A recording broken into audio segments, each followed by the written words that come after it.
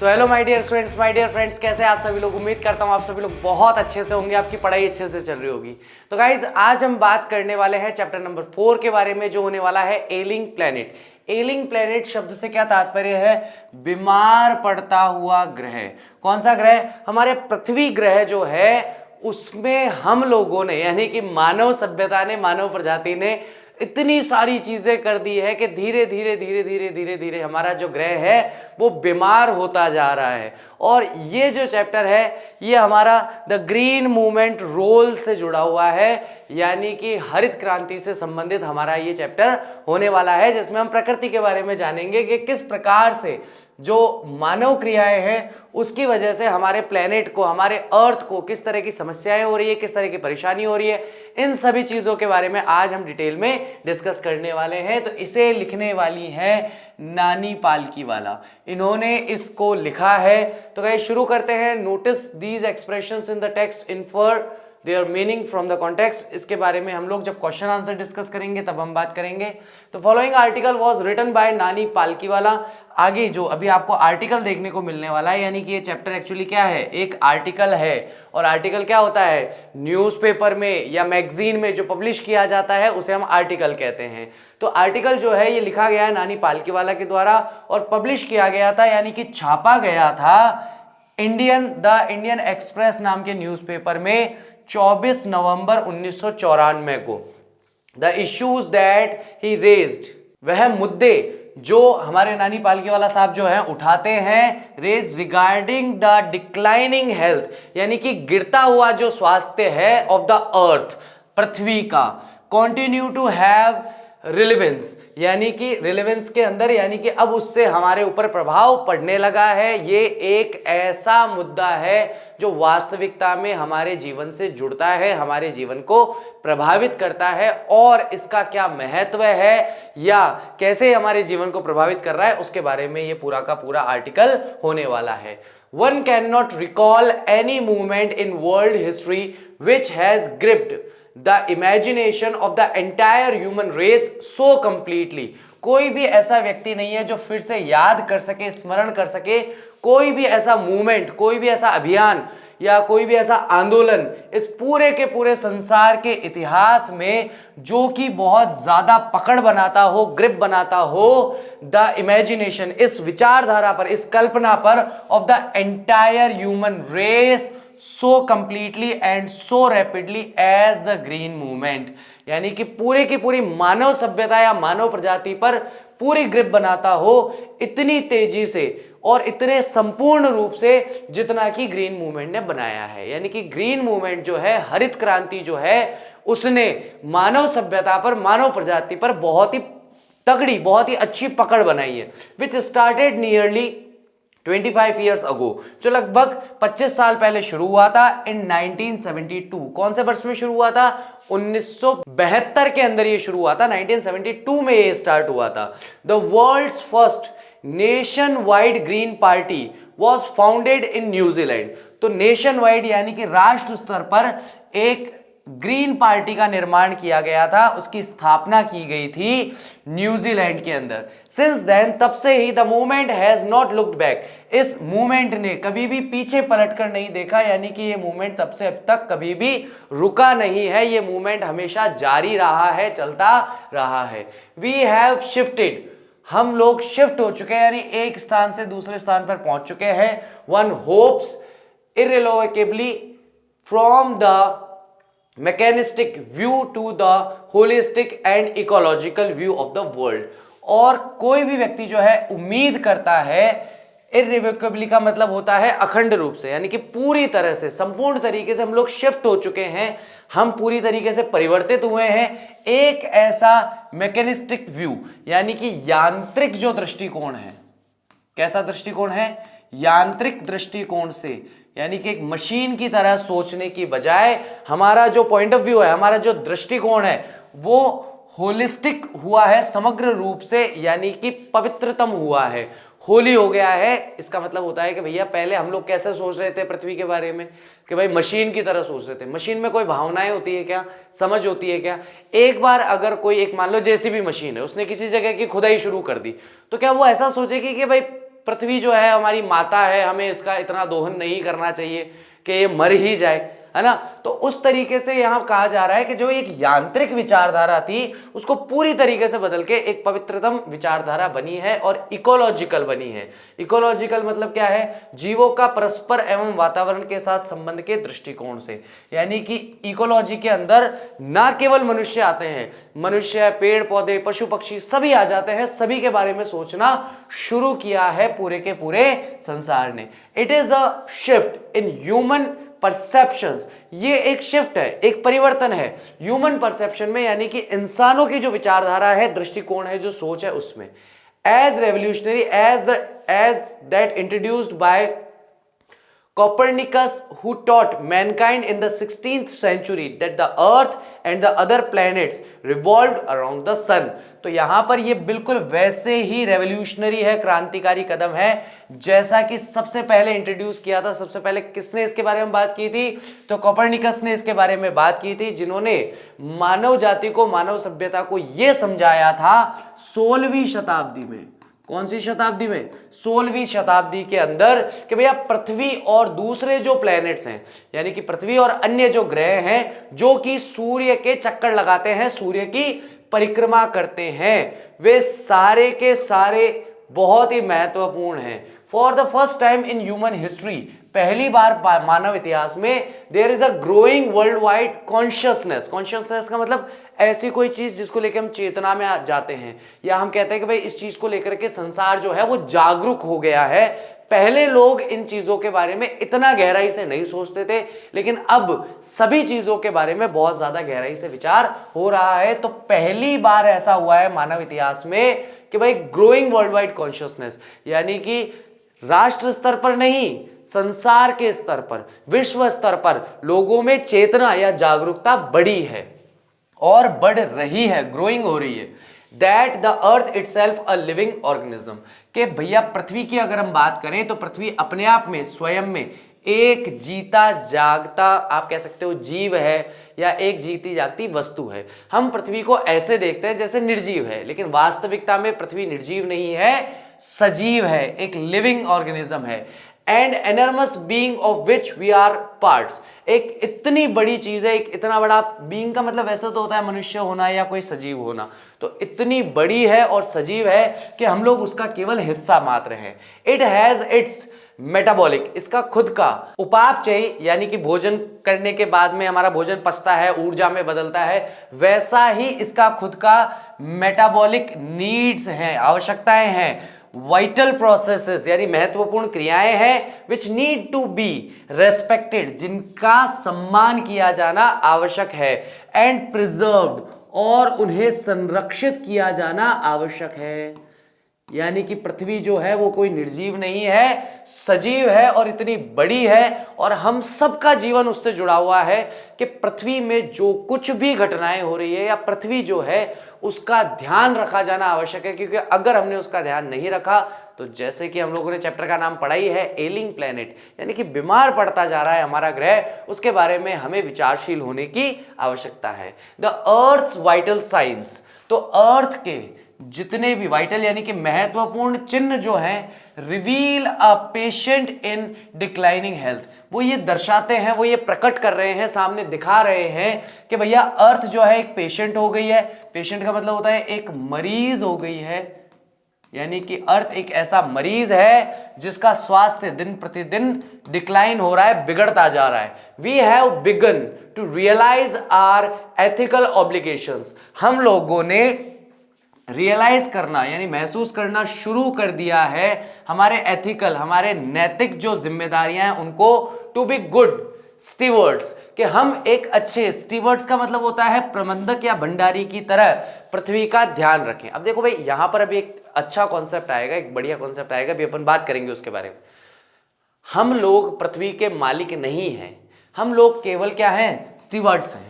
Stewards का मतलब क्या होता है? हम लोग केवल संरक्षक हैं, हम लोग यहाँ पर केवल पृथ्वी का ध्यान रखने के लिए। हमारी जिम्मेदारी क्या है? पृथ्वी को अच्छी तरह से ध्यान रखना उसका, और उसको बेहतर स्वास्थ्य देना, और उसका बहुत बेहतरीन तरीके से स्वास्थ्य का निर्माण करना और अगली पीढ़ी को ये सारी चीजें सौंप कर जाना। तो हम लोग पृथ्वी के मालिक नहीं हैं, हम लोग केवल और केवल भंडारी या प्रबंधक हैं। हम केवल और केवल व्यवस्थाएं कर सकते हैं ठीक तरीके से कि पृथ्वी जो है अनंत काल तक सुचारू रूप से चलती रहे। ऑफ द प्लेनेट, इस प्लेनेट के रेस्पॉन्सिबल ट्रस्टीज, ट्रस्टीज का मतलब क्या होता है कि हम लोग केवल और केवल ये जो प्रबंधक समिति है इसके सदस्य हैं, जितने भी मानव हैं, जितने भी मनुष्य हैं। Of the legacy to the future generation, ये एक ऐसी विरासत के हम लोग ट्रस्टी हैं जो कि हमें किसको देनी है, अपनी फ्यूचर जनरेशन को देनी है। यानी कि हम लोग केवल इसका ध्यान रखने के लिए हैं। क्या होता है सामान्यतः कि भाई हम मान लीजिए, एक एग्जांपल देता हूं आपको इस लेगेसी को समझने के लिए, कि भाई आपका कोई पड़ोसी है, पड़ोसी की तबीयत बहुत ज्यादा खराब है और वो आपको कहता है कि भैया मेरी ये धन संपत्ति जो है इस सब का पूरा ध्यान तुम्हें रखना है, मेरा बच्चा भी छोटा है, जैसे ही ये 25 साल का हो जाए ये सारी की सारी धन संपत्ति आप इसको दे देना, ठीक है। तो इसका मतलब क्या है कि भाई वो जो धन संपत्ति है जो आपके पड़ोसी की थी वो आपकी नहीं है, आप उसका अपनी तरीके से उपभोग नहीं कर सकते। आपको केवल उसका ध्यान रखना है जब तक उसका बच्चा बड़ा नहीं हो जाता, और बड़ा होने के बाद आपको वो सारी की सारी धन संपदा उसको देनी है। यही चीज हमें हमारी पृथ्वी के बारे में भी सोचनी है कि हम पृथ्वी के कोई मालिक नहीं है, पृथ्वी पर हमारा कोई एकाधिकार नहीं है कि भैया हम जैसे चाहे वैसे इस्तेमाल करें। हमारी भविष्य में आने वाली जो पीढ़ियां हैं, जब तक वो सुचारू रूप से पृथ्वी का ध्यान रखने लायक नहीं हो जाती, तब तक हमें पृथ्वी का ध्यान रखना है और अगली पीढ़ी को पृथ्वी को सौंप देना है, ठीक है। The concept of sustainable development, यानी कि एक ऐसा विकास जिस विकास को बनाया रखा जा सके, उसके बारे में यहाँ बात हो रही है। सस्टेनेबल डेवलपमेंट आप इंग्लिश में अगर पढ़ेंगे सोशल में बार बार आएगा, इकोनॉमिक्स में भी आएगा, आपके हिस्ट्री में भी थोड़ा बहुत उसका पोर्शन देखने को मिलेगा, बाकी ज्यादा आपको ज्योग्राफी में देखने को मिलेगा। सस्टेनेबल डेवलपमेंट क्या होता है? सस्टेनेबल डेवलपमेंट का मतलब है हमें विकसित तो होना है, लेकिन जहां तक हम विकसित हो गए हैं उससे हमें नीचे नहीं जाना। पहली चीज सस्टेनेबल डेवलपमेंट में आती है। दूसरी चीज, हमें आर्थिक तौर पर प्रगतिशील होना है या आर्थिक तौर पर हमें विकसित होना है, लेकिन हम अपनी पृथ्वी को, यानी कि जो भी आपके नेचुरल रिसोर्सेज हैं, उन्हें हार्म किए बिना, उन्हें चोट या नुकसान पहुंचाए बिना हमें सस्टेनेबल डेवलपमेंट की ओर आगे बढ़ना है। तो ये जो टर्म है, जो कॉन्सेप्ट है, ये जो विचारधारा है सस्टेनेबल डेवलपमेंट की, वॉज पॉपुलराइज्ड इन 1987। तो 1987 के अंदर इसे बहुत प्रसिद्ध किया गया था by the world commission on environment and development. और किसके द्वारा इसे किया गया था प्रसिद्ध? तो वर्ल्ड कमीशन था, world commission on environment and development, ये नाम है संस्था का। इन इट्स रिपोर्ट, इसकी रिपोर्ट में इट डिफाइंड, इसने व्याख्या की थी the idea as development that meets the need of the present without compromising the ability of future generation to meet their needs। बहुत शानदार बात कही गई है कि भाई इसमें हमें ये व्याख्या करके बताया गया कि विचार ये है कि भाई development that meets the needs of the present, यानी कि हमारा जो विकास है वो ऐसा होना चाहिए जो हमारी आज की आवश्यकताओं को पूरा करे, नंबर 1। नंबर 2, विदाउट कॉम्प्रोमाइजिंग, लेकिन इसमें आज की आवश्यकताओं को पूरा करने में ऐसा नहीं कि हमारी भविष्य की जो पीढ़ियां हैं वो अपनी आवश्यकताओं को पूरा करने की योग्यता खो दे। यानी कि बिना ऐसा किए कि भाई हम आज की भी आवश्यकताएं पूरा कर सके और हमारी भविष्य की जो जनरेशंस है, पीढ़ियां हैं, वो उस समय पर अपनी आवश्यकताओं को भी पूरा कर सके। हम आज की आवश्यकताओं को पूरा करने के लिए भविष्य की आवश्यकताओं को या भविष्य की जो पीढ़ियां हैं उनकी आवश्यकताओं को खतरे में या संकट में नहीं डाले, बस वही सस्टेनेबल डेवलपमेंट कहलाता है। एग्जाम्पल के तौर पर, without stripping the natural world of resources future generations would need, यानी कि हम ऐसा ना करें, हमें डेवलप तो होना ही है, हमें विकसित तो होना ही है, लेकिन हम वर्ल्ड का जो नेचुरल वर्ल्ड, यानी कि हमारा जो प्राकृतिक संसार है, उसमें जितने भी रिसोर्सेज, संसाधन हमें दिखाई देते हैं, जो कि फ्यूचर जनरेशंस को जिनकी जरूरत पड़ेगी, आने वाले टाइम में हमारी फ्यूचर जनरेशन को आवश्यकता पड़ेगी उन सारी चीजों की, उन्हें खाली ना कर दें, यानी कि उन्हें पूरी तरीके से समाप्त ना कर दें। ऐसा ना हो कि भैया आज ही सारा कोयला और सारी जो संपदा है वो सारी चीज लेकर के आज ही खर्च कर दो ताकि भविष्य वालों के लिए कुछ बचे ही नहीं। तो हमें डेवलप होना है, हमें विकसित होना है, लेकिन बिना हमारे नेचुरल रिसोर्सेज को पूर्णतः खत्म किए। कि ऐसा नहीं हो कि हम विकसित तो हो गए लेकिन जो हमारे प्राकृतिक संसाधन है उनको हम पूरी तरीके से बर्बाद कर चुके हैं। In the zoo at Lusaka, तो लुसाका के अंदर जो एक जू है, एक चिड़ियाघर है जाम्बिया में जो है, देयर इज अ केज, वहां पर एक केज है। केज मतलब एक पिंजरा बना हुआ है। वेयर द नोटिस रीड्स, जहां पर एक नोटिस लगा हुआ है जिस पर लिखा गया है the world's most dangerous animal, दुनिया का या संसार का सबसे खतरनाक जानवर। अगर आपको पता है कि सबसे खतरनाक जानवर कौन है दुनिया का, तो फटाफट से कमेंट करके बताओ, जल्दी से कमेंट बॉक्स में कमेंट करके बताओ मुझे आपके हिसाब से दुनिया का सबसे खतरनाक जानवर कौन सा है। उसके बाद जाम्बिया वालों ने क्या किया मैं आपको बताता हूं। इनसाइड द केज, उस पिंजरे के अंदर, देयर इज नो एनिमल, वहां कोई जानवर ही नहीं है, बट अ मिरर, लेकिन एक कांच लगा हुआ है। क्या लगा हुआ है? कांच लगा हुआ है। Where you see yourself, जहां अगर आप जाकर देखेंगे तो आप अपने आप को स्वयं को देख पाएंगे। यानी कि एक पिंजरा बना दिया, उसके अंदर बाहर बड़ा बड़ा बोर्ड लगा दिया, दुनिया का सबसे खतरनाक जानवर, जू के अंदर है ना, चिड़ियाघर के अंदर। तो सब लोगों के मन में उत्सुकता होती है, अरे यार जाए देखें कौन सा है दुनिया का सबसे खतरनाक जानवर। और अंदर क्या है? सामने कांच लगा हुआ है। तो जैसे ही आप उस पिंजरे के सामने जाके खड़े होते हैं, आप अपने आप को उस पिंजरे में देखते हैं कि भैया मैं हूं इस दुनिया का सबसे खतरनाक जानवर। यानी कि मानव जो है, मनुष्य जो है, वही दुनिया का सबसे खतरनाक जानवर कहा गया है। Thanks to the efforts of a number of agencies, यानी बहुत बड़ी संख्या के अंदर जो एजेंसीज हैं उनके जो एफर्ट्स है, उनके जो प्रयास है, उसके लिए धन्यवाद। इन डिफरेंट कंट्रीज, जो अलग अलग देशों में है, a new awareness has now ड्रॉन्ड upon the most dangerous animal, कि नई अवेयरनेस, एक नई जागरूकता जो है उसे दर्शाया गया है upon the most dangerous animal in the world, कि किस तरीके से इन लोगों ने, इन एजेंसीज ने, इन संस्थाओं ने दुनिया को बताने का प्रयास किया है कि कौन सा जानवर दुनिया का सबसे खतरनाक जानवर है। He has realized the wisdom of shifting from a system based on domination to one based on relationship। बहुत ही शानदार लाइन, बहुत ही अच्छी, बहुत ही प्यारी लाइन है। He has realized, यानी कि वह जो मनुष्य है जो अपने आप को उस पिंजरे में देख रहा है दुनिया के सबसे खतरनाक जानवर के तौर पर, वह ये बात समझ चुका है द विजडम ऑफ शिफ्टिंग, यानी कि उसकी बुद्धिमत्ता, उसकी सोच, उसकी विचारधारा है जो वो शिफ्ट हो रही है, एक जगह से दूसरी जगह पर शिफ्ट हो रही है। पहली कौन सी थी? पहली थी डोमिनेशन। एक ऐसे सिस्टम में मनुष्य रह रहा था जिसका आधार था डोमिनेशन। डोमिनेशन का मतलब होता है मुझे हर चीज का लाभ प्राप्त करना है, मुझे हर चीज से कुछ ना कुछ लेना ही है, डोमिनेट करना है, यानी प्रताड़ित करना है, चीजों को बर्बाद करना है।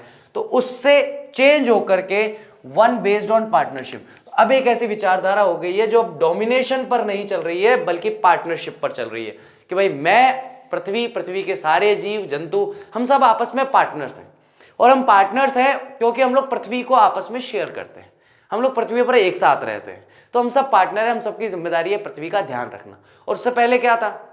जानवर भी मेरे लिए हैं, मार दूं, खाल उतार दूं, उनके सींग बेच दूं, तो जानवर भी मेरी संपदा है, पेड़ पौधे भी मेरी संपदा है, अंदर जो खनिज दबा हुआ है वो भी मेरी संपदा है, जल भी मेरी संपदा है। तो पहले व्यवहार ऐसा था मनुष्य का, लेकिन उस पिंजरे वाली घटना से इंसान सीख सकता है, रियलाइज कर सकता है कि हम सब पार्टनरशिप में जुड़े हुए हैं, हम लोग यहाँ डोमिनेशन करने नहीं आए। साइंटिस्ट हैव कैटलॉग्ड का मतलब होता है सूचीबद्ध तरीके से बनाना उसे, अबाउट 1.4 मिलियन लिविंग स्पीशीज, यानी 1.4 बिलियन जो सजीव प्रजातियां हैं, विथ विच, जिसके साथ Mankind shares the earth. Mankind यानी मानव जो है, पूरा मानव सभ्यता जो है, मानव प्रजाति जो है, वह अर्थ को शेयर करती है। यानी कि मैंने अभी क्या बताया आपको, पृथ्वी हमारी अकेले की नहीं है, हम सबकी है, हम सबकी मिल करके है। Estimates very widely as regards the still uncatalogued living species.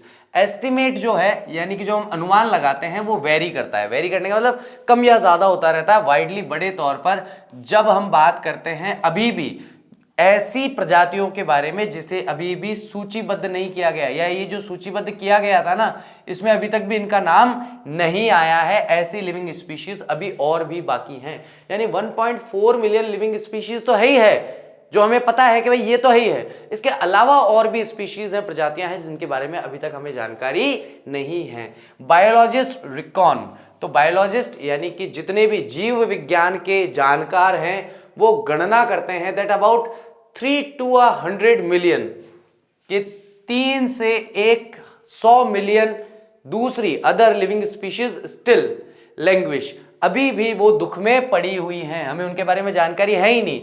Unnamed in इग्नोमिनियस darkness, जो अपमानपूर्ण अज्ञानता या अंधेरे में पड़ी हुई है। यानी कि ऐसी स्पीशीज, ऐसी प्रजातियां जो आज भी कहीं दुनिया के किसी कोने में पड़ी हुई दुख भोग रही हैं। हम बड़ी बात करते हैं save the tiger, save the lion, हमें पता है ये टाइगर है, ये लॉयन है, इनकी संख्या कम हो रही है, इनको बचाना है, यहां तक ठीक है। लेकिन जीव विज्ञान के जो बड़े बड़े विद्वान हैं वो कहते हैं अभी भी कई प्रजातियां ऐसी हैं जो दुनिया के किसी कोने में मानवों द्वारा किए गए कृत्यों का दुख भोग रही है। इंसानों ने जो काम किए हैं, जिस तरीके से पर्यावरण को नुकसान पहुंचाया, उसकी वजह से दुख भोग रहे हैं। उन प्रजातियों के बारे में अभी तक हमें जानकारी है ही नहीं। आए दिन आप देखोगे कि नई नई प्रजातियां आती रहती हैं, क्योंकि अभी ये खोज जारी है, चल रही है, और आगे पता नहीं कितने समय तक ये चलती रहेगी।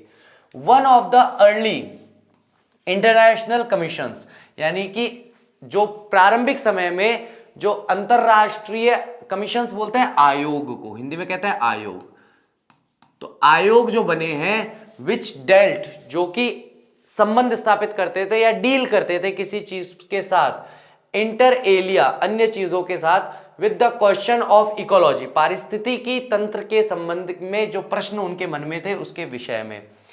And environment was the Brundtland Commission, और एनवायरमेंट के बारे में वो कौन सा था, ब्रेंडेट कमीशन उसका नाम था, which had a distinguished Indian as one of its member, जिसमें एक बहुत ही डिस्टिंग्विश्ड का मतलब होता है प्रसिद्ध, आप प्रसिद्ध भी कह सकते हैं, लोकमान्य भी कह सकते हैं, ऐसा कोई व्यक्ति जिसका लोग सम्मान करते हो, जाना मतलब जाना माना आदमी हो। डिस्टिंग्विश इंडियन उसमें से एक मेंबर थे जिनका नाम था मिस्टर एल.के. झा। तो मिस्टर एल.के. झा जो है वो ब्रेंडेट कमीशन के एक सदस्य रह चुके हैं, और वो भी उसके बारे में भी बहुत कुछ बताते हैं। The first Brundtland report raised the question, सबसे पहली जो ब्रेंडेट कमीशन की जो रिपोर्ट थी वह एक प्रश्न उठाती थी, are we to leave our successors a scorched planet of advancing deserts, impoverished landscapes and ailing environment। तो सीधा प्रश्न पूछता है हमारा ब्रेंडेट आयोग का पहला प्रश्न, और सीधा प्रश्न, स्पष्ट प्रश्न, क्या हम अपने जो भी सक्सेसर्स हैं, उत्तराधिकारी हैं, हमारे बाद आने वाली जो पीढ़ियां हैं, उनके लिए हम क्या छोड़कर जाएंगे? एक झुलसा हुआ प्लेनेट जिसके अंदर रेगिस्तान तेजी से आगे बढ़ रहा हो, इम्पोवरिश्ड बिगड़ा हुआ सा क्षतिग्रस्त हुआ लैंडस्केप भूदृश्य, एंड एलिंग एनवायरनमेंट, और बीमार पड़ता हुआ एनवायरनमेंट पर्यावरण छोड़ के जाएंगे क्या?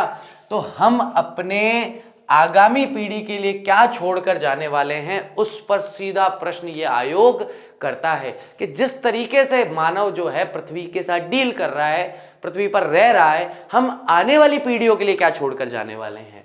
मिस्टर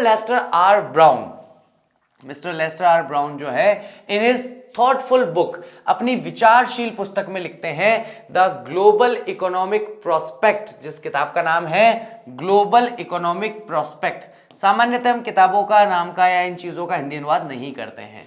पॉइंट्स आउट, वो उसमें आपका पॉइंट आउट करके बताते हैं, उसके अंदर बड़े बड़े शब्दों में लिखते हैं that the earth principal biological systems are 4, कि पृथ्वी जो है उसके सैद्धांतिक जो बायोलॉजिकल सिस्टम है वो 4 हैं। पहला है फिशरीज, जिसमें सारी मछलियां या फिर आप कह सकते हो जल के जीव आ जाते हैं। फॉरेस्ट, जिसके अंदर आपके सारे जंगल आ जाते हैं। ग्रासलैंड्स, जिसके अंदर आपके सारे मैदानी भाग आ जाते हैं। खास करके मैदानी भाग कौन से? उच्च मैदानी भाग, जहां पर केवल घास वगैरह उगती है। क्रॉपलैंड्स जहां पर हम खेती का काम करते हैं, and they form the foundation of the global economic system. और यही चार चीजें हैं जो कि आधारभूत हैं, फाउंडेशन यानी कि नींव रखती हैं अंतरराष्ट्रीय ग्लोबल इकोनॉमिक सिस्टम का, यानी कि पूरे वैश्विक तौर पर जो आर्थिक तंत्र है, वो आर्थिक तंत्र किस पर निर्भर है, तो इन चार सिस्टम पे, चार बायोलॉजिकल सिस्टम जो है इन पर निर्भर करता है।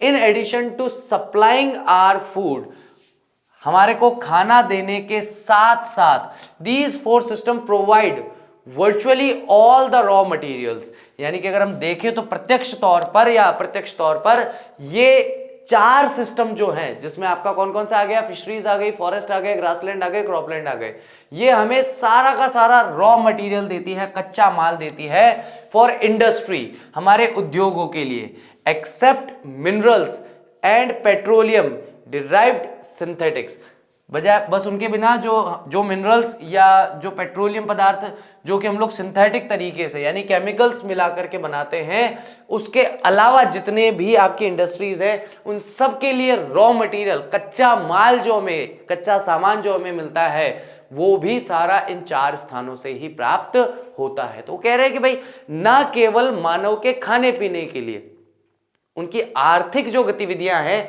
उसके लिए भी ये चार ही तंत्र हैं जो सबसे ज्यादा सहयोग करते हैं। कृत्रिम या संश्लेषित पदार्थ, ये उसके लिए कहा गया है, हमारा जो लास्ट वर्ड आया था सिंथेटिक्स, ओके, ऐसी चीजें जो मैंने बताया ना केमिकल इत्यादि मिलाकर के बनाते हो। In large areas of the world, बड़े बड़े क्षेत्र जो है संसार के, ह्यूमन क्लेम्स, इंसान जो है वो दावा करता है on the systems are reaching an unsustainable level, के चारों सिस्टम जो हैं जिनके बारे में बात की गई ये अनसस्टेनेबल लेवल पर पहुंच रहे हैं। सस्टेनेबल का मतलब होता है व्यवस्थित होना, लेकिन अब ये व्यवस्थित नहीं हो रहे हैं या अव्यवस्थित स्तर तक पहुंच रहे हैं। A point where their productivity is being impaired, एक ऐसे बिंदु तक ये चारों सिस्टम पहुंच चुके हैं जहां पर इनकी प्रोडक्टिविटी यानी कि किसी भी चीज को उत्पन्न करने की जो क्षमता होती है उसे हम प्रोडक्टिविटी कहते हैं, वो इम्पेयर्ड हो रही है यानी कि खराब हो चुकी है। व्हेन दिस हैपेंस, जब ये होता है, फिशरीज कोलैप्स, तो जो भी जल के जीव हैं वो कोलैप्स हो जाते हैं, नष्ट हो जाते हैं। फॉरेस्ट डिसअपियर, जंगल जो है वो अदृश्य हो जाते हैं।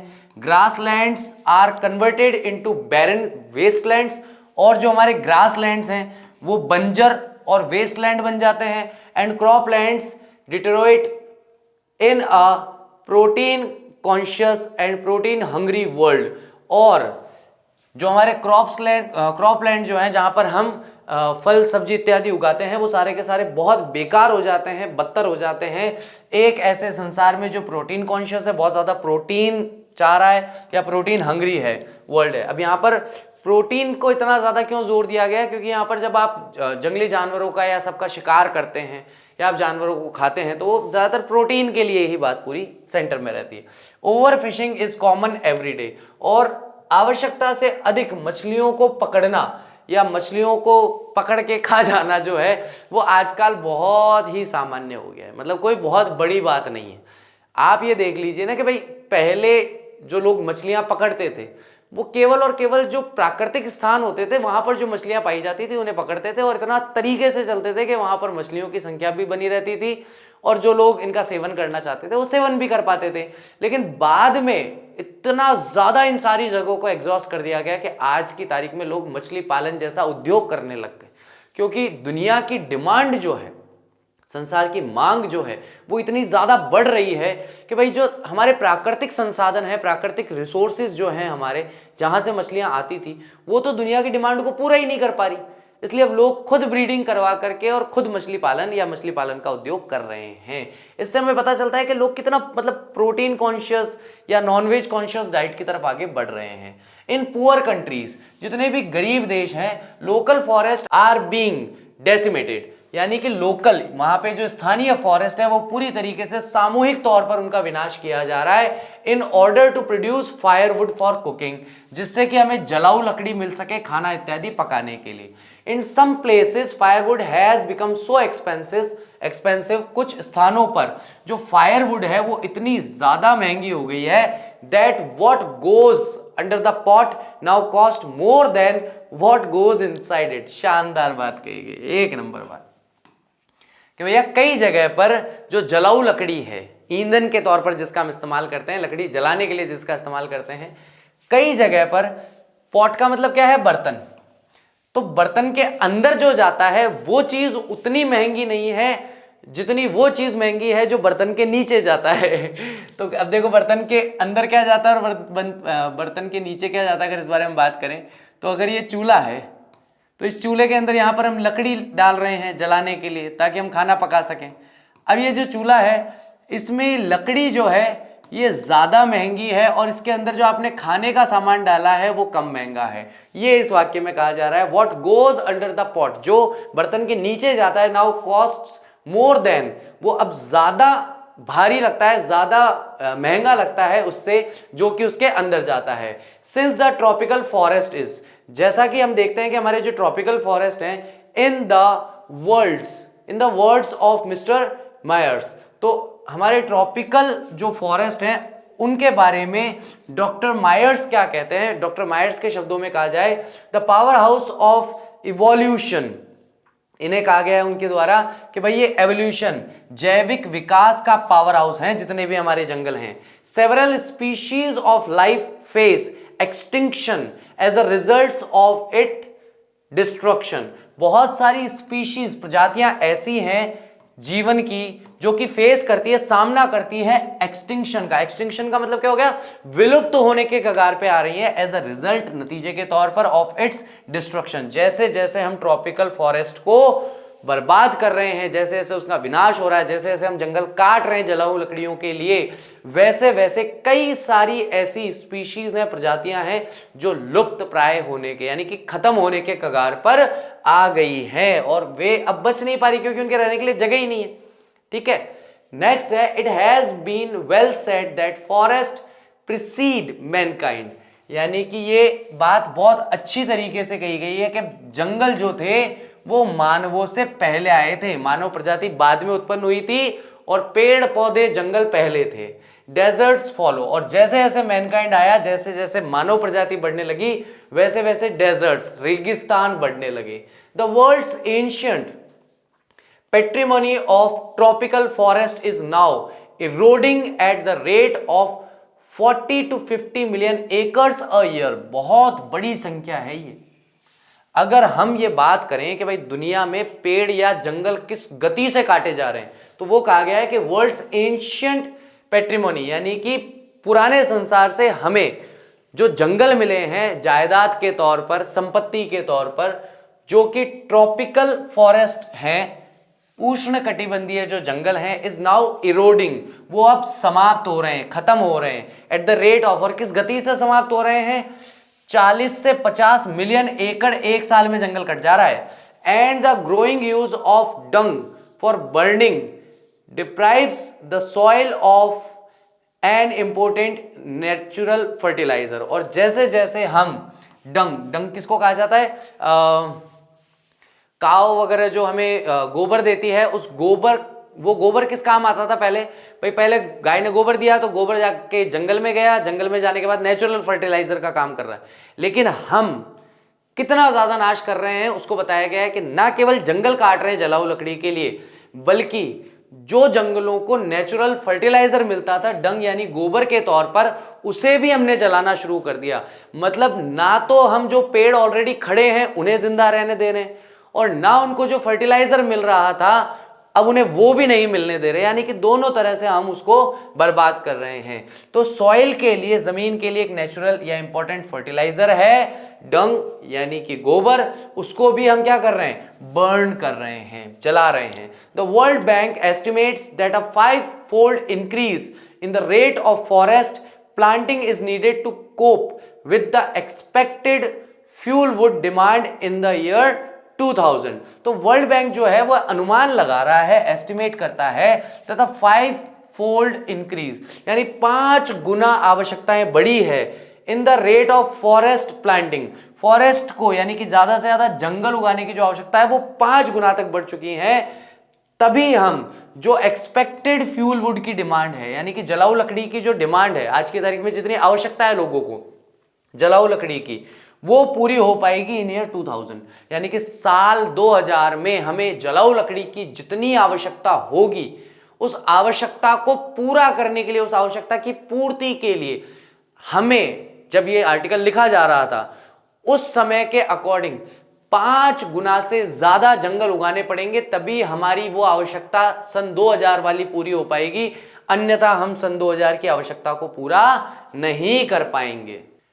जेम्स स्पेथ, अब यहां पर एक और हमारे पर्यावरणविद आए हैं जिनका नाम है James Speth, the president of the World Resources Institute, जो कि प्रेसिडेंट है, अध्यक्ष है किसके, वर्ल्ड रिसोर्सेज इंस्टीट्यूट के। साइड वो कहते हैं द अदर डे, एक दिन वो कह रहे थे, we were saying that we are losing the forest at an acre a second, यानी कि हम लोग यहां पर कह रहे हैं, वी वर सेइंग, हम कह रहे थे कि हम लोग खो रहे हैं फॉरेस्ट को किस गति से, 1 एकड़ फॉरेस्ट जो है, ये बात हो रही है ग्लोबल लेवल पे, 1 एकड़ फॉरेस्ट जो है 1 सेकंड में हम लोग बर्बाद कर देते हैं।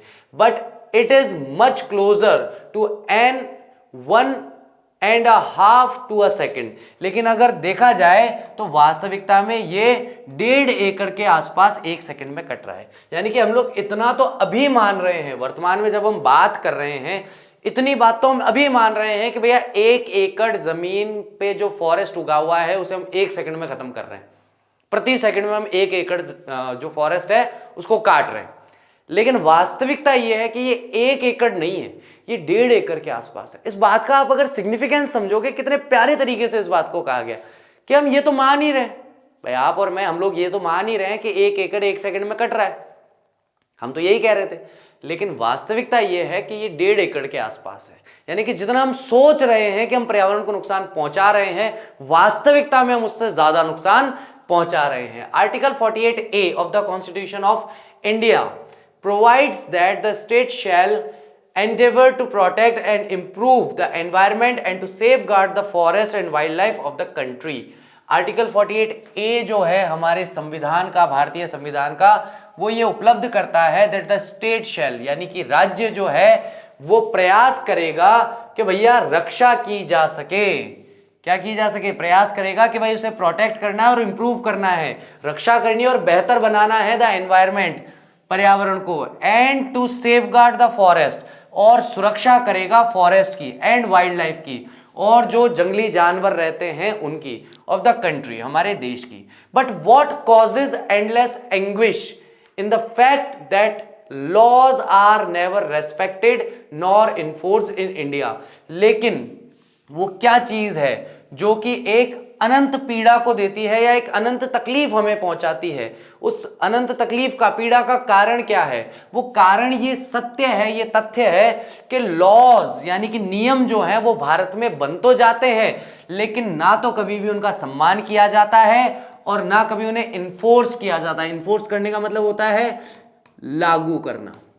तो भैया नियम तो बना दिए, लेकिन नियमों को ना तो कोई मान रहा है, ना तो कोई उन नियमों का सम्मान कर रहा है, और ना ही कोई उन्हें एनफोर्स कर रहा है, ना ही कोई उन नियमों को लागू कर रहा है। तो गाइस यहां पर हमारा जो चैप्टर है, हमारा जो आर्टिकल है, हमें सजेस्ट करता है कि नियम बनाना बहुत आसान है, लॉ की बुक में लिख देना बहुत आसान है कि ऐसा करना है, लेकिन आप और मैं, हम जो भारत के नागरिक हैं, जब तक उन नियमों का पालन नहीं करेंगे, उन नियमों का सम्मान नहीं करेंगे, जब तक वो नियम लागू नहीं होंगे, सख्ती के साथ लागू नहीं होंगे, तब तक उन नियमों का कोई लाभ या फायदा नहीं है। ये बात यहां पर कही जा रही है। ठीक है गाइस, तो आज के लिए हमारा लेक्चर इतना ही है। उम्मीद करता हूं पर्यावरण से की जागरूकता से संबंधित ये जो चैप्टर है, ये आपके जीवन में जरूर एक सकारात्मक परिवर्तन लेकर के आएगा, और आपका जो नजरिया है अपने आसपास के पर्यावरण को देखने का, वो चेंज होगा। उम्मीद करता हूं आज का लेक्चर अच्छे से समझ में आया होगा, आपने एंजॉय किया होगा। Thank you very much. I will see you soon in my next lecture. Till that take care of yourself. Bye bye, see you soon.